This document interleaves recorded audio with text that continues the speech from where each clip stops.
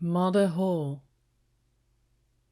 Once upon a time, there was a widow who had 2 daughters. One of them was beautiful and industrious, the other ugly and lazy. The mother, however, loved the ugly and lazy one best, because she was her only daughter, and so the other was only her stepdaughter, who was made to do all the hard work of the house, and was quite the Cinderella of the family. Her stepmother sent her out every day to sit by the well in the high road, there to spin until she made her fingers bleed. Now it changed one day that some blood fell into the spindle, and as the girl stopped over to the well to wash it off, the spindle suddenly sprang out of her hand and fell into the well. She ran home, crying to tell of her misfortune, but her stepmother spoke harshly to her, and after giving her a violent scolding, said unkindly, "As you have let the spindle fall into the well, you may go yourself and fetch it out." The girl went back to the well, not knowing what to do, and at last, in her distress, she jumped into the water after the spindle.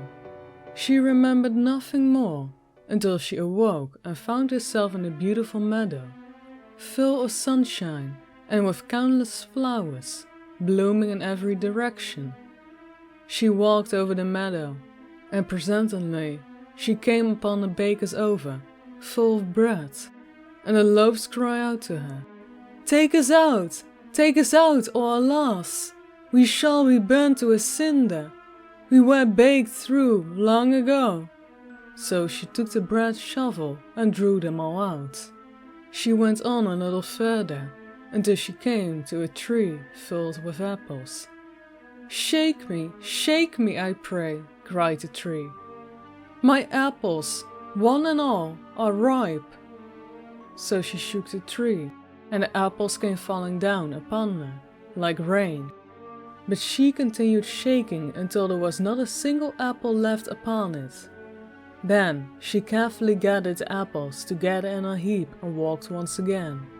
The next thing she came to was a little house, and there she saw an old woman, looking out, with such large teeth that she was terrified and turned to run away.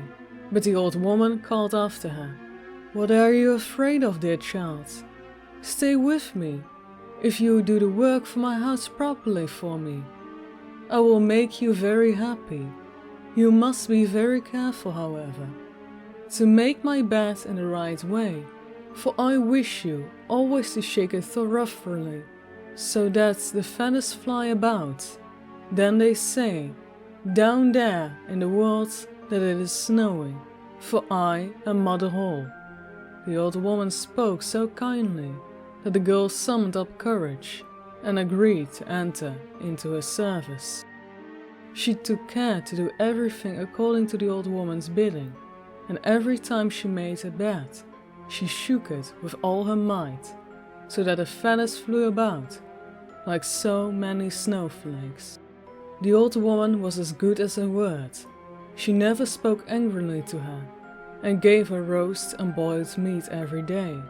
So she stayed on with Mother Holle for some time, and then she began to grow unhappy. She could not at first tell why she felt sad, but she became conscious, alas, of great longing to home. Then she knew she was homesick, although she was 1,000 times better off with Mother Holle than with her mother and sister.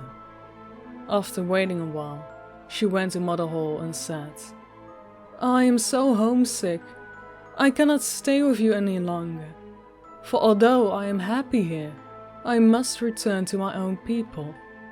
Then Mother Holle said, "I am pleased that you should want to go back to your own people, and as you serve me so well and faithfully, I will take you home myself."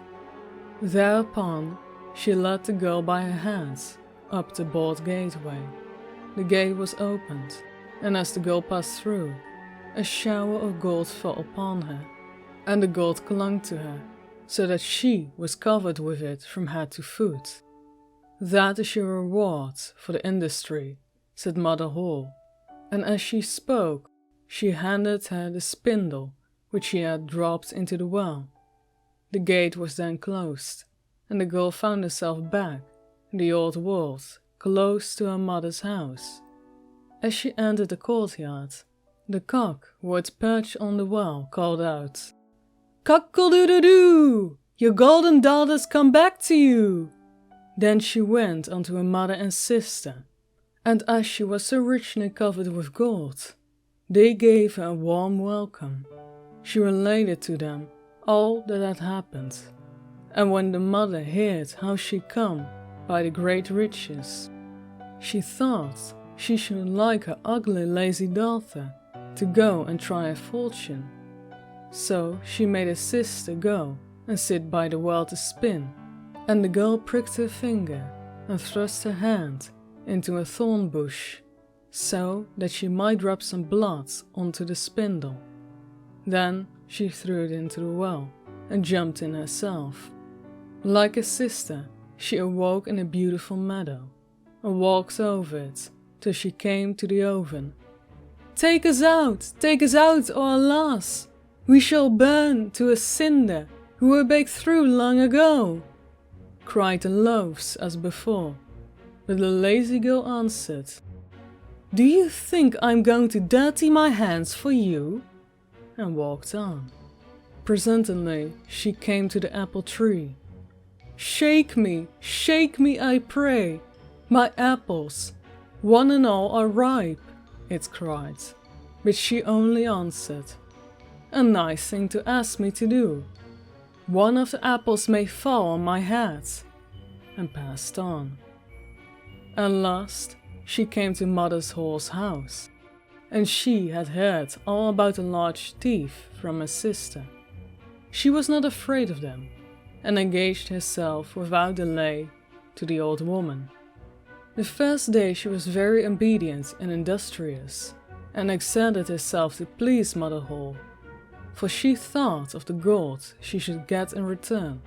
The next day, however, she began to dawdle over her work, and the third day she was even more idle still. Then she began to lie in bed in the mornings and refused to get up.